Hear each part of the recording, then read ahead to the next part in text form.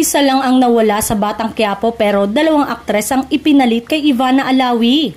Nauna nang pumasok ang karakter ni Kim Domingo bilang si Madonna. This time naman ay si Barbie Imperial, ang bagong mukas na mapapanood sa Batang Quiapo. Bongga ang role ng aktres. Isa siyang hustler maglaro ng baraha. Angas nga raw ng karakter niya. Ang daming nag-welcome sa pagpasok ni Barbie Imperial sa serye.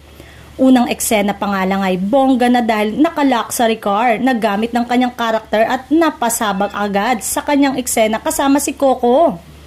Ibang-iba nga si Diana sa mga previous character na ginawa ni Barbie at say ng ilang netizen ay bagay ito sa isang action serye. Hula naman ang iba, magiging maiksi lang ang itatagal nito sa serye at baka paghahanda lang daw ito sa action serye ni na Richard Gutierrez at Daniel Padilla na incognito.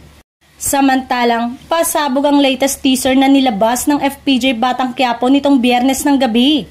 Ang exciting kasi ng mga eksenang dapat abangan sa upcoming episode ng action serye ni Coco Martin. Una na nga riyan, ang pagpunta ng karakter ni Yuki Takahashi na si Camille para pigilan ang kasal ng mga karakter ni Makoy De Leon at Ara Davao na sina David at Catherine.